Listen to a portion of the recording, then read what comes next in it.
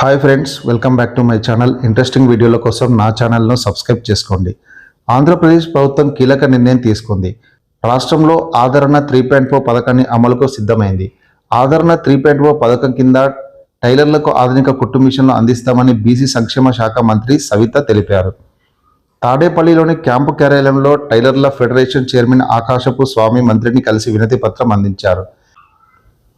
1000 కోట్లతో త్వరలో అమలు కానున్న ఈ పథకం ద్వారా అన్ని సామాజిక వర్గాల టైలర్లకు మేలు జరుగుతుందని మంత్రి వివరించారు.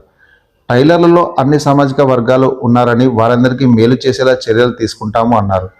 ఈ పథకం ద్వారా టైలర్లకు ఆధునిక కుట్టు మిషన్లు ఇవ్వడంపై ప్రభుత్వం దృష్టి సారించింది. ఏప్రిల్ 1వ తేదీ నుంచి రాష్ట్రంలోని నేతన్నలకు ఉచిత విద్యుత్ అందించనున్నట్లు చేనేత జౌళి శాఖ మంత్రి సవిత ప్రకటించారు. ఈ పథకం ద్వారా చేనేత మగ్గాలకు 200 యూనిట్లు, మరమగ్గాలకు 500 యూనిట్ల వరకు ఉచిత విద్యుత్ లభిస్తుంది. దీనివల్ల రాష్ట్ర వ్యాప్తంగా 1.3 లక్షల మంది నేతన్నలకు ప్రయోజనం పొందుతుందని మంత్రి తెలిపారు. ఈ పథకం అమలుకు సంవత్సరానికి 85 కోట్లు ఖర్చవుతుందని ఆమె వివరించారు. నేతన్నల సంక్షేమానికి ప్రభుత్వం కట్టుబడి ఉందని, ఈ ఉచిత విద్యుత్ పథకం నేతన్నల ఆర్థిక భారాన్ని తగ్గించి వారి ఉత్పాదకతను పెంచుతుందన్నారు. చేనేత మగ్గాలకు ఉచిత విద్యుత్ ఇవ్వడం వల్ల నేత కార్మికులు తమ ఉత్పత్తి ఖర్చులను గణనీయంగా తగ్గించుకోవచ్చు. కల్తీకి జగన్ కేర్ ఆఫ్ అడ్రస్ అన్నారు మంత్రి సవిత. తిరుమల శ్రీవారి లడ్డు ప్రసాదాన్ని కుట్రతోనే కల్తీ చేయించారని మంత్రి ఆరోపించారు.